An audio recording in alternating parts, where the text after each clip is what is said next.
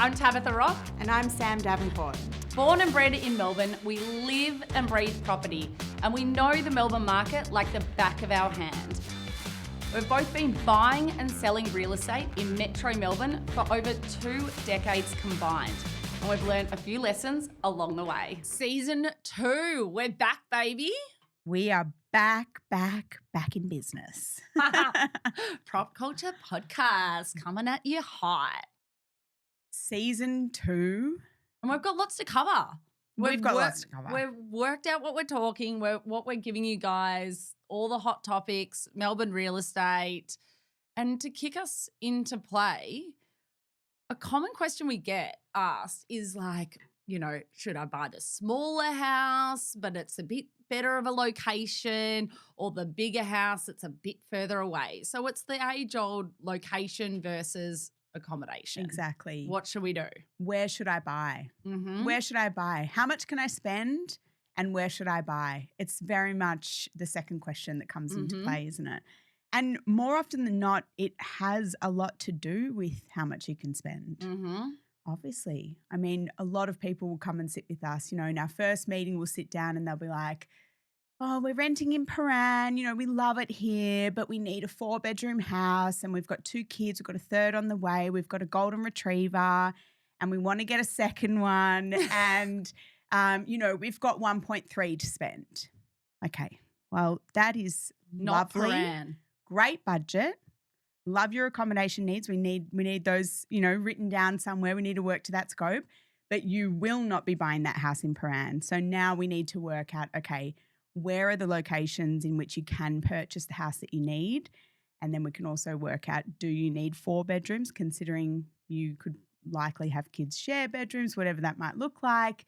Exactly. And are you going right out to Pakenham to get the house of your dreams, the McMansion with the pool and the trampoline and all that jazz? Or are you staying a little bit closer to the city and maybe getting a slightly smaller house, but maybe in a location that you're much more comfortable in? And, there's no right or wrong answer, I think, to this. It's personal preference. Some people are like, you know what, I'd prefer to be in this tiny place that we're, really squeezed into, but I want parks close by and that will be enough to get us through. And, this school zone is really important. That's a massive one that we get in terms of location. We need to be in this school zone. But I think one consideration that people need to think about is that it's expensive to transact real estate. So exactly. If you're squeezing into this house, which realistically is only going to allow you to stay in that house 2 to 3 years, which is actually a common scenario that we came up against when we were selling real estate in Richmond for clients that would buy the little single front because they're newlyweds, and then soon with the golden retriever and the 1-year-old, you're bursting at the seams. Transacting real estate is expensive. So if you do that 2 years, you're going to be losing money 9 times out of 10 because of the selling costs, the stamp duty, et cetera, et cetera. Exactly. The best way that we find to help people work out where they're going to buy is by sitting down and working out what are they able or what are they willing to compromise on in relation to their scope.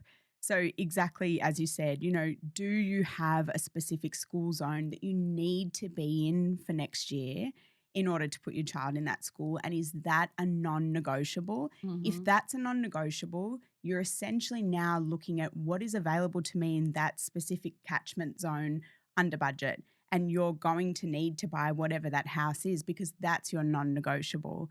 But if your non-negotiable obviously is, we want space to run around, we want to be able to stay there for, 5 to 10 years.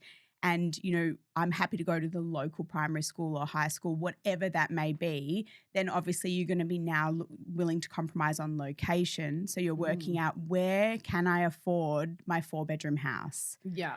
And I think the quickest, easiest way to work out what you can get for your budget, as we've probably previously mentioned, is just jumping onto the sold section of realestate.com or Domain. In fact, Domain has a great functionality to be able to select school zones and specific areas, and jump onto the sold section of those websites and just see, okay, what's sold under that $1.3 million budget in the area? Can we live in that? does that look okay in relation to what we're perhaps currently in?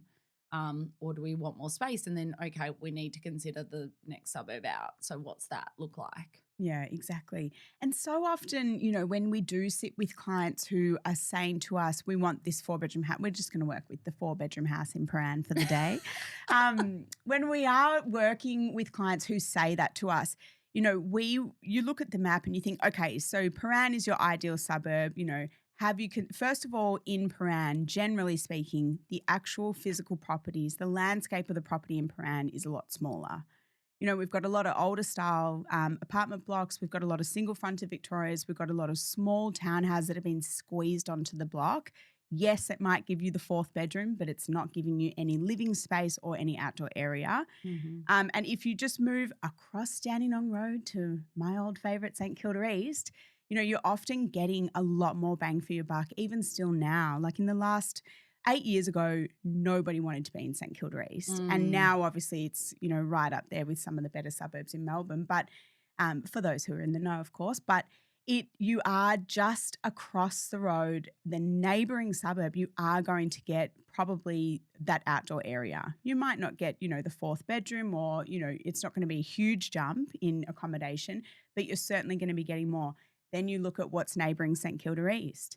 Caulfield North, what's neighbouring Caulfield North? You start to go further down the line and you're still only 5 to 10 minutes down the road. And in Carnegie, you're going to get, a lot more than you would be getting for in Prahran. Well, I think that's certainly one thing we help clients with, just thinking a little bit outside the square that's still not in Bacchus Marsh if you're considering Prahran, it's still within the scope. It's still not too far away from perhaps the grandparents or the work or whatever it may be. And oftentimes they're sort of slightly undervalued suburbs for the time being, gentrifying potentially, and they've got a lot more capital growth, which is often also what people are looking for when they're looking to buy real estate.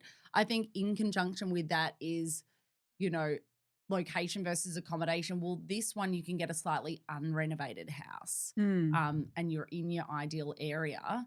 Are you open to that? Yeah. Because that's a great way to get into an area of interest. Exactly. Buying an unrenovated house, doing what you need to the property to be able to move in and live there comfortably for as long as you can. 2-phased attack. Exactly. That's what you did. That's what I did. Tell us about it, Sam. No, aren't we? I'm saving that for another episode. We're going to talk about the whole reno. Oh, we are. No. The 2-phase attack. I mean, it is, we deal with a lot of clients who there's a lot of dilapidated property out there, property that's been in a family for 40 years, 50 years. They've done handyman level works across, the 20-year ownership or whatever that looks like. And nothing was done well. Nothing was done properly. Nothing was done to code. And a lot of clients will look at houses like that and just think, where do I start? How do I even attack this? And they would perceive that property to be unlivable.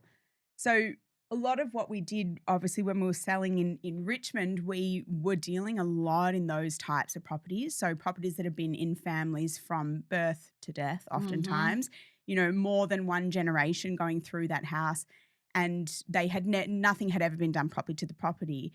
So you go in and though to the, to the usual buyer's eye, it might be considered unlivable.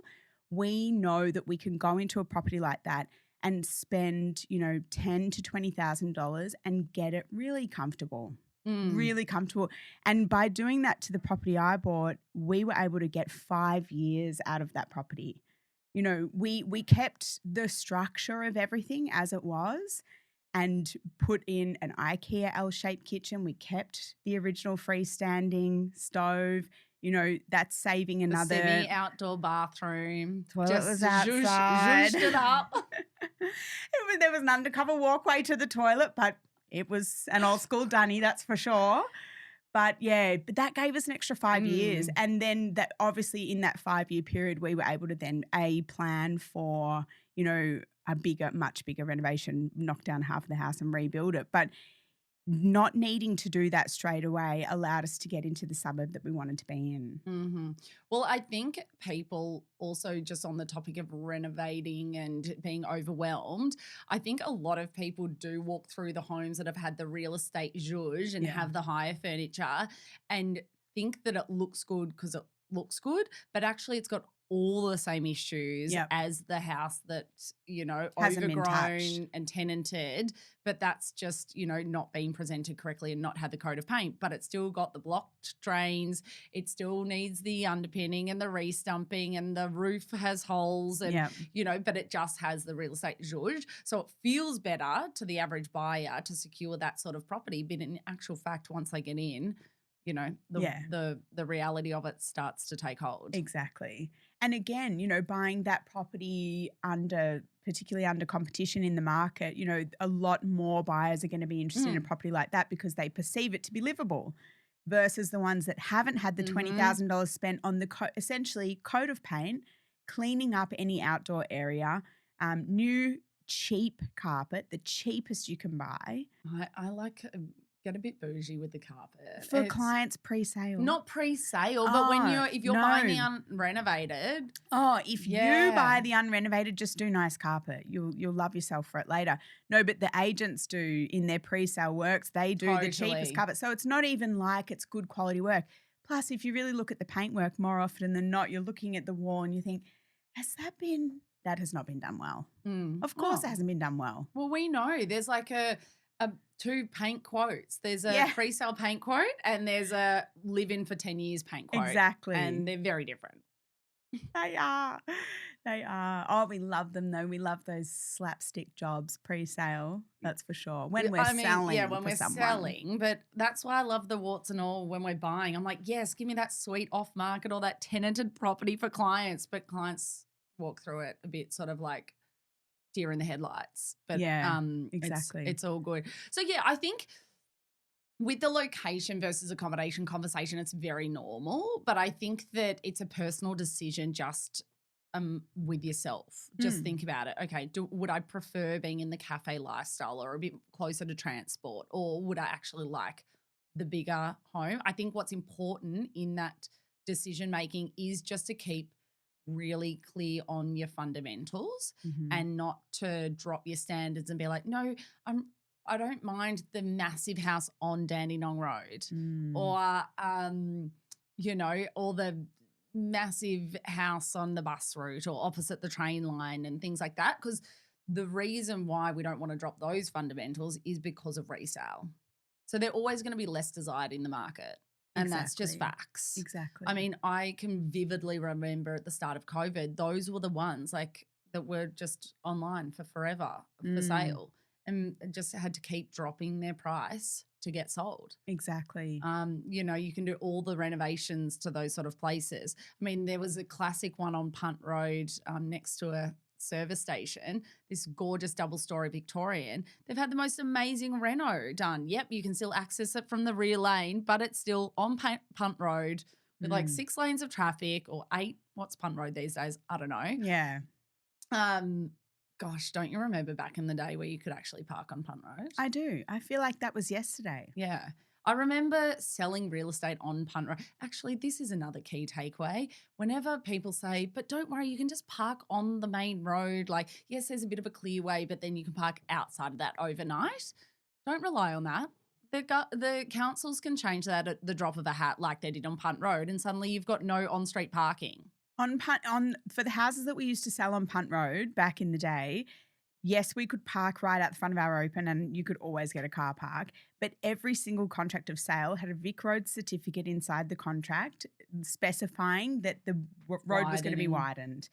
And so that loomed over these owners and these vendors and these potential purchasers for properties on Punt Road for years. I think those certificates were in there for maybe 7 to 8 years prior to them actually making that change to the street. Well, it's funny you mentioned that because I bought a place in Collingwood and it was like, 50 metres from Punt Road, and the conveyancer at the time still happened to mention about this widening.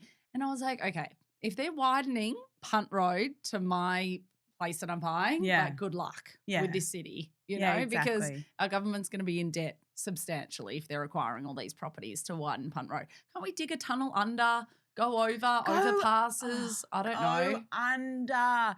Every other major city in the world goes under. Mm. We're just like, it's too hard. We And it just like is to hard. But nickname Punt Road something else yeah, but all instead the of do something. overpasses they've done, I mean, it is amazing for the traffic flow, but it has absolutely slaughtered so many of those properties in those, where they can see the overpass now. Like their view from their Mm. backyard is now a big concrete train line.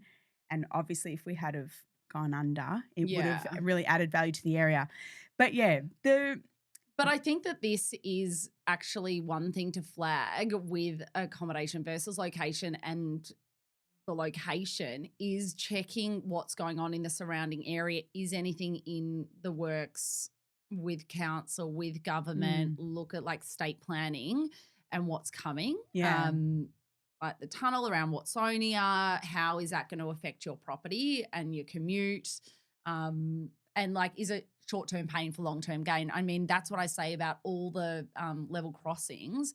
I'm like, yes, it's short-term pain for long-term gain. That's going to improve the area dramatically. Yeah. But I think in conjunction with that, what people really need to consider when they're having this discussion is just what their future family structure looks like as best you can. So, okay, are we having more kids, or are the grandparents coming to live with us permanently? And what does that look like for our accommodation? Yeah. Or for like location? Yeah, exactly. And that understanding what the landscape of your current and future family looks like, all and why that is related to the property type you're going to buy and where, is also, in line with you understanding how long you're planning to hold it, which we've already touched on. But it's all combined, and this is all part of setting the scope and your plan of attack and understanding. Revert to season 1. Season 1, episode something or other. 2? Maybe. Episode 2, I reckon. Anyway, but yes, understanding, asking yourself all those questions rather than just going out and going, oh my gosh, this little cute single-fronted 2.5 bedroom in Prahran, that's going to suit us this year. Let's just get that because we love it here. And then you find yourself 2 years' time needing to sell the property at possibly a very minor increase, because Prahran is an A-grade premium suburb and a single-fronted Victorian is A-grade property if it's in a quiet residential street north facing. T's and C's T's apply. and C's apply. But yeah, if instead of buying something sort of hastily and then needing to sell it hastily at potentially a loss or a very small gain, and then what was the point? What was the point in doing that? So, yeah. I mean, this conversation obviously is heavily geared towards owner-occupiers, right? So we're really focusing this conversation. But with investors, we always get the question of where should I buy? Where should I invest? And, I think you've got to think about the rental return that you want. If you're getting bigger places further out of the city, sometimes, you don't get a higher rental return. Actually, the inner city apartment, the smaller place, you get a higher rental return. So you've got to factor that in terms of that, like what and where sort of conversation.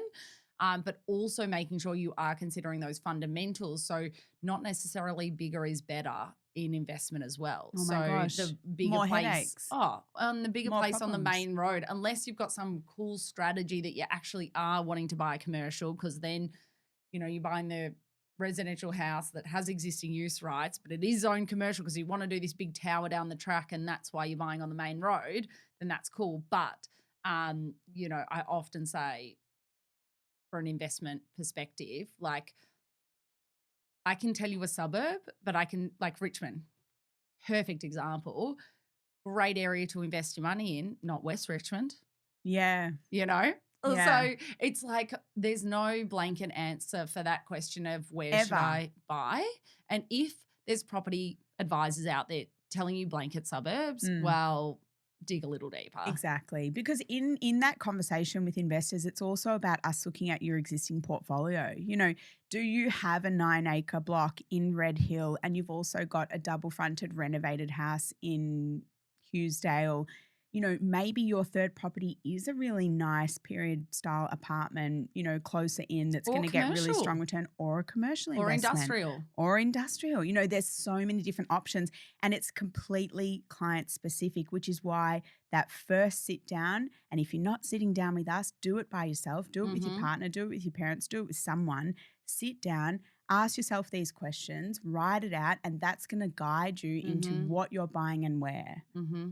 Well, I think, as we kick off the year, it's like get clear on the plan of attack, get clear on the roadmap in anything in life, but especially in property when you're spending your life savings 9 times out of 10. It's a lot of money. So just make sure you're thinking about it and, coming at it with sort of a view of 5 to 7 years. That's Definitely. what we always talk to our clients about. Always. And even interestingly, I'm actually looking at a property on behalf of a client where we're going to be potentially bidding on it. And in fact, I sold it to the current owner through vendor advocacy 4 years ago. Oh. So it was a past client's property that we sold through vendor advocacy.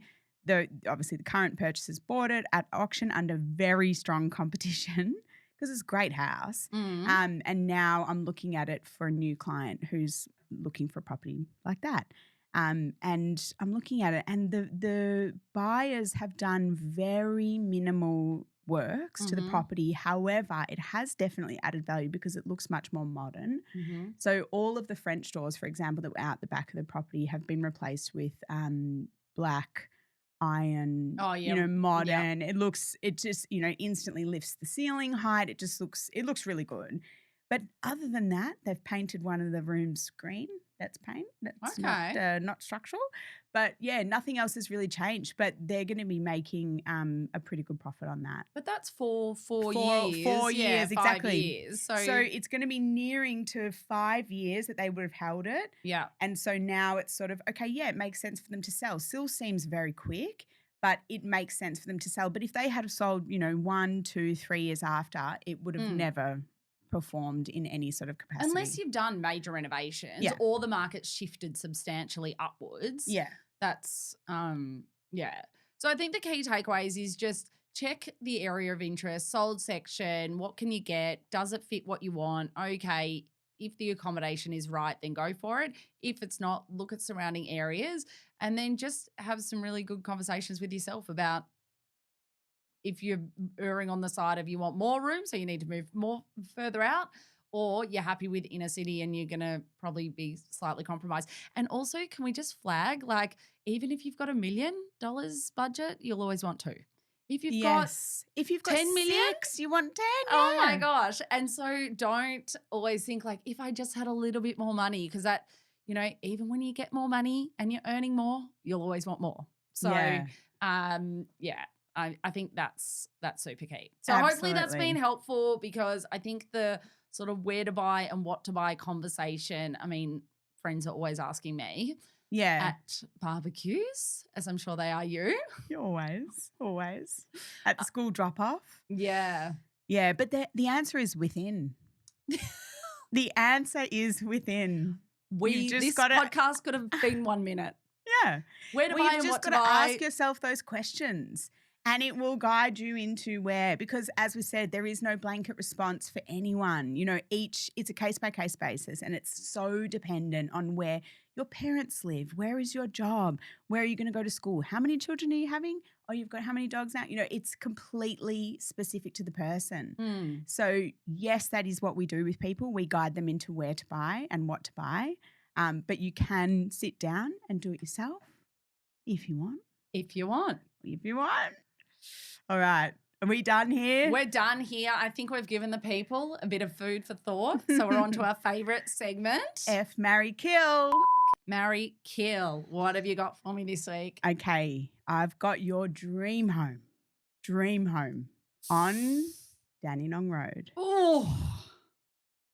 Your perfect property within a commercially zoned area built up right around you.